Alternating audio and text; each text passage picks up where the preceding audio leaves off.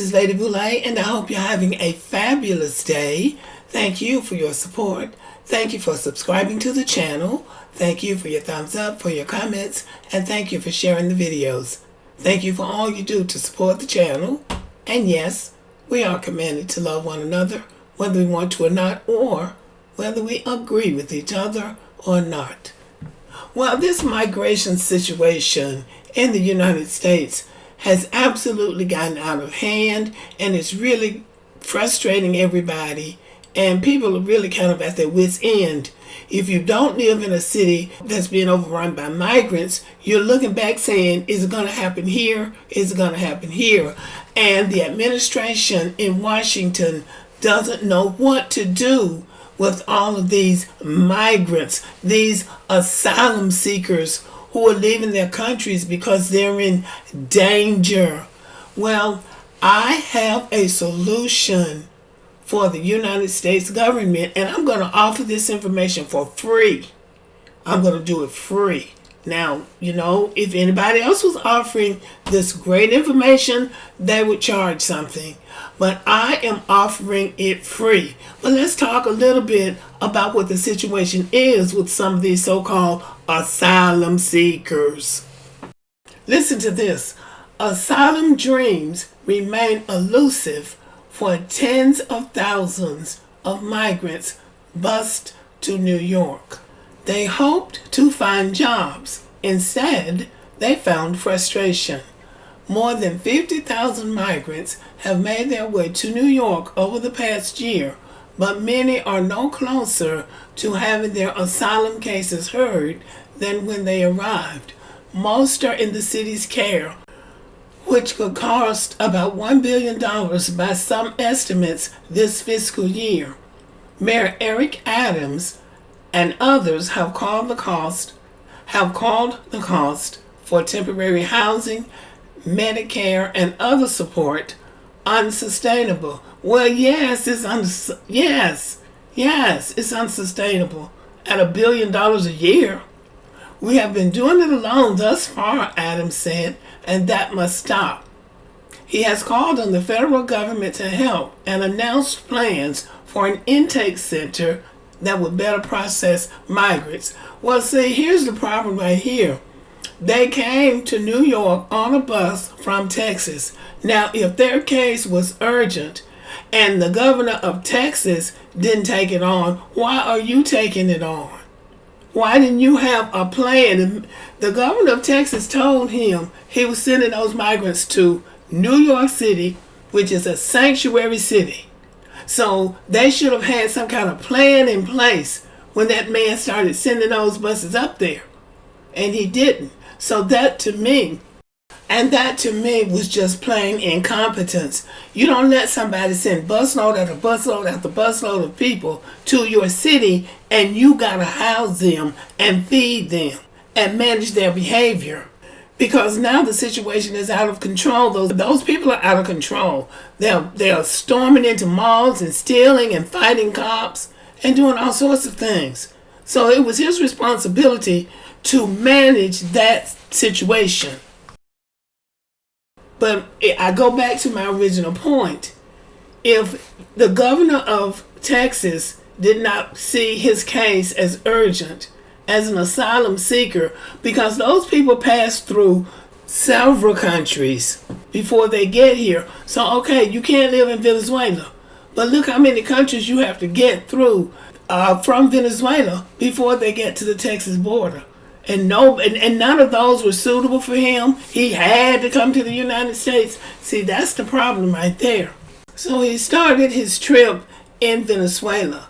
He had to go through Venezuela, Colombia, Panama, Costa Rica, Nicaragua, Honduras, El Salvador, if not Belize, and then Guatemala, and then Mexico. Out of all those countries, he couldn't stop anywhere. He had to get to the United States because it's so dangerous in Venezuela. And everybody's supposed to believe that. See, that's crap. And that's the same crap that they're all selling. They're coming from all over Central and South America, They're flying in from Africa and Asia and Europe and who knows where else. Coming down there and coming up through Venezuela all the way up to the Mexican border till they get past Mexico, and then they're down there on the Texas border. They're asylum seekers. They passed through all of those countries, haven't even tried to get asylum because they want to come to the United States. They want the American dream. And then they get here and they find out the American dream has left the building. So the mayor of New York says he needs federal assistance. And here it says, until those things happen, many migrants remain in limbo, like Jose, and that's the one that was doing the talking. He is originally from Venezuela, arriving in the United States 5 months ago. Like the others, without official status, he can't legally work. Without work, he can't find stable housing. He isn't sure what will happen next. He just knows he can't return to Venezuela. Okay? And that's where I'm coming up with my solution. The fate of these so-called asylum seekers should be negotiated. There are countries in the world that are willing to take these people who say that they would be in so much danger if they went back to their country that they don't want to go back. So as the United States likes to be deal brokers, okay, let's say we're going to make a deal with an Asian country for the people who came from Latin America. We're going to make a deal with the African countries for the people who came from Asia. And we're going to make a deal with the Caribbean countries for the people who came from Africa. So you don't have to go back to your homeland.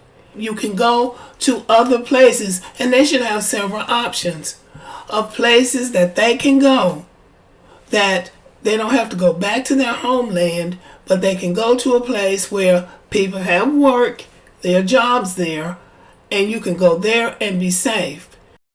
The idea is to tell them, you don't have to go back home, but you got to get the hell up out of here because we're overcrowded, we don't have anywhere for you to stay, and we don't have any more money to put into lodging and food and clothing and medical care for you.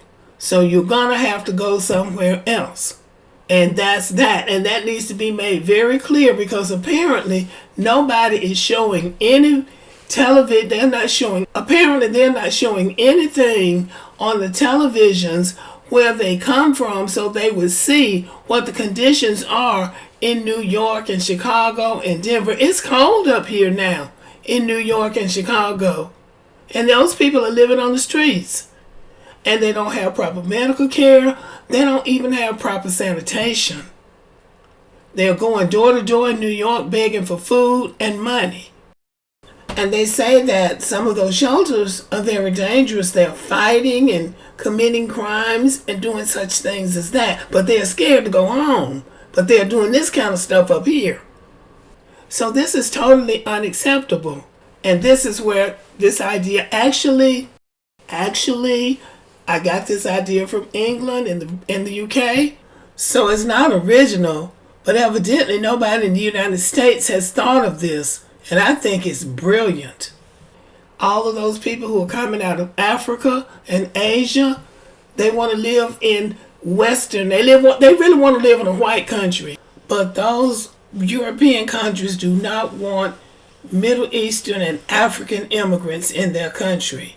The minister of something of Poland said that they will take the Ukrainians, but they don't want any Middle Easterners, and they don't want any Asians really, and they don't want any African immigrants, and we know why. But America has taken a lot of them, but America can't take everybody.